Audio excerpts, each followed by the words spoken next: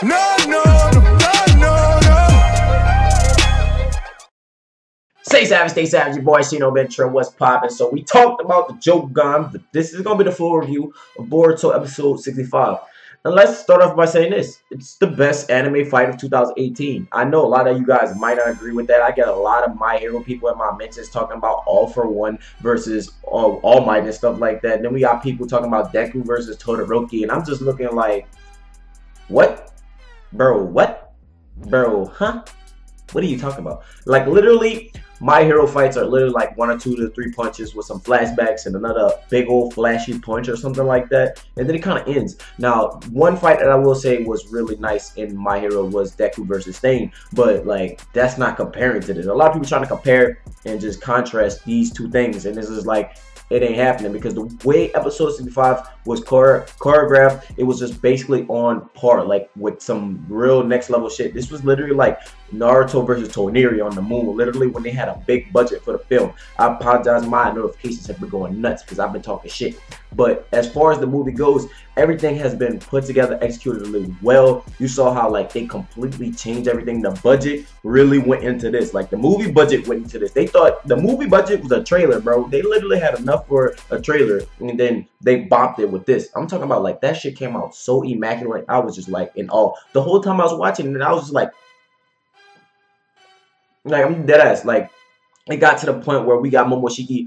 This dude literally like free-handed all other the 4 Kages. You know, I'm talking about he washing them. I'm talking about he literally going ham. He even called Naruto a monster. Like, Naruto was like, you're a monster. You know, you ate your people. He was like, we both are monsters. We all are. Because, like, you gotta think about it. Naruto is basically created just like Momoshiki to a certain degree, because he has all these power-ups, not to mention being a reincarnation of Ashura. So it basically puts him in that category. You know, he puts himself in the category of Otsutsuki, but, like, you know, he doesn't really, you know, label himself as like those type of people, because he ate his partner, dog. He ate his brother, and like he literally like just for power. But like that was the law of their clan. So apparently the law of their clan is that you sacrifice your greater strength for the greater good of the clan. So if I need to get strong and I'm in the clan and I'm just born, you, whoever was born before me, you my predecessor, you gotta be sacrificed, and I gotta eat.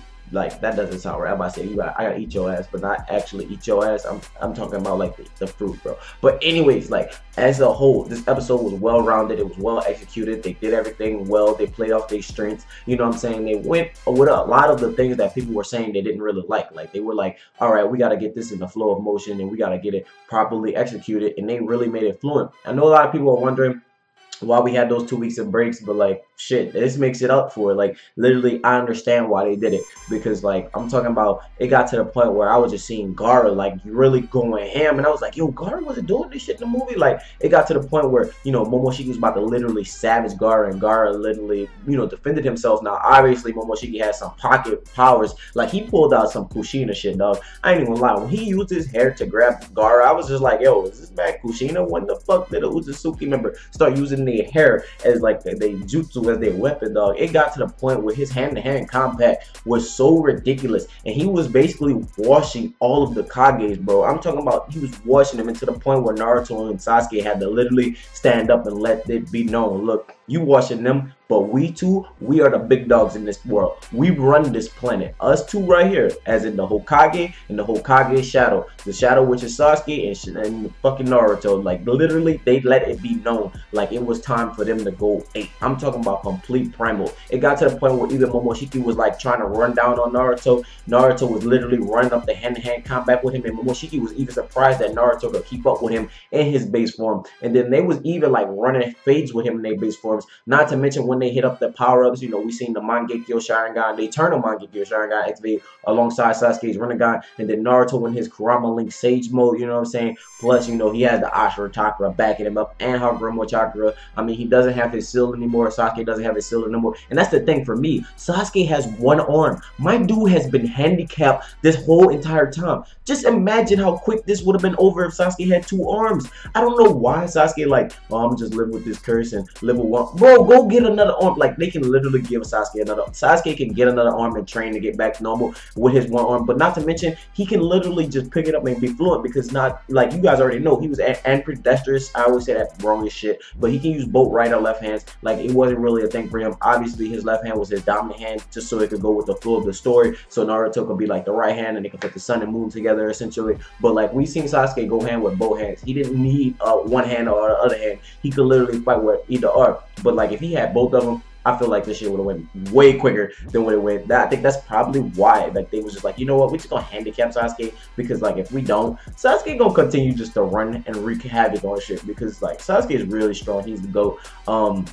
We seen that planetary devastation pop up. I was like, whoa there, boy. Now, we did get a moment where they like snatched some shit from the movie, was when Momoshiki went into his golem form, and you know, obviously Naruto and Sasuke got into the Kurama Lake mode with the Susanoo and shit like that when the Nine Tails was out. But one thing was really different. They changed it from Sasuke actually getting burned up to Sasuke getting wrapped in some chains. And then when Sasuke used his like his limbo technique, you know, when he uses the Rinnegan to teleport out, he basically switched places with Momoshiki and had Momoshiki in the chains, where like they could kind of fade him. But it was really dope to see how executed it was. I'm talking about everything was just like next level. I thought I was watching a movie, bro. I was like, hold the fuck up, what is this? Like, everything was so fluent. The transitions were well. It was never really a dull moment. You know, we got the intro, the little talking and stuff like that, and then we had the anime intro and stuff like that. But after that, there was never really a dull moment. This was a whole episode of pure fighting.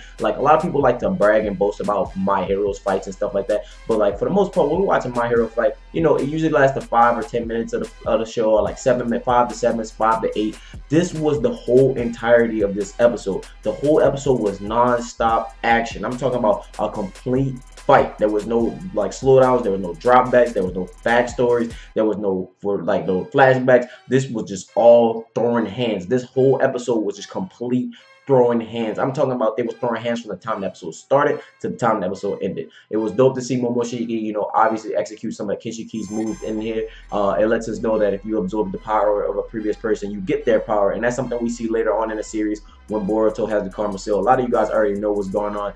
We did get that little depiction of the prophecy from Momoshiki. You know, Momoshiki was actually talking to Boruto. I made a video prior to this one. It's called The Power That's Inherited by the Otsutsuki clan, the Jogan. Essentially, he was letting Boruto know, and he confirmed it to Boruto. Hey, look, I'm about to tell you right now, this is the power that, you know, we originally had. That's why I wasn't able to defeat you. At first, he thought it was like, okay, I was gonna watch this kid, and he was like, oh, he's just a kid. But then when as he saw the fight continue, he saw Boruto activate the Jogan, and Boruto actually used the Jogan to read his abilities to dodge. You know, Boruto stepped his hit, and I was like, wait, Boruto, what the heck? And then I looked at his eye, and you know, all of a sudden he had the Jogan. So the Jogan actually allowed him to read the movements. He basically noted at the end of the fight, you know, that's the reason why I couldn't beat you. You are the child that inherited the Otsutsuki's power. So all that stuff about Homura, all that stuff about Hagoromo, all that stuff about the Ashura, the Indra, all that stuff about Kaguya, that shit is in Boruto. And that's really crazy, because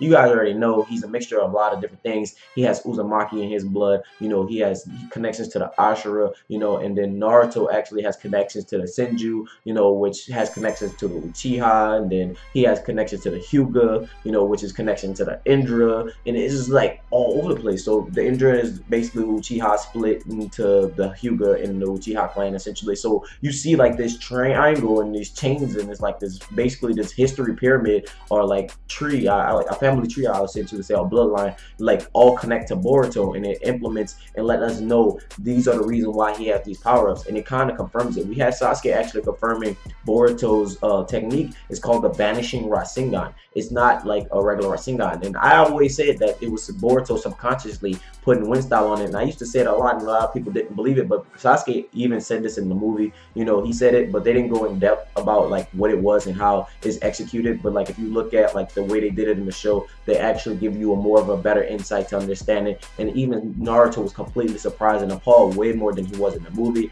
You know, obviously they changed the events, because last time Boruto was actually being held up by, you know, Sasuke, Susanoo and stuff like that. So they completely rewrote that, and I gotta honestly say, It was beautiful. It was immaculate. I think everything about today's episode was everything that Boruto needs to be. Now, obviously, you guys know what's about to go down. We got this beautiful episode, so what's to expect for the future? Expect a little bit of filler. We have a Chocho arc coming up because we do know about spoilers and stuff like that. So just know that things are going to slow down, but the reason why they slow down is because this episode was so amazing. Like, literally, this is the best anime fight of 2018. I don't want to hear any negative comments. Like, you guys can talk, you guys can say what you want in terms of negativity, or you guys can give your opinion.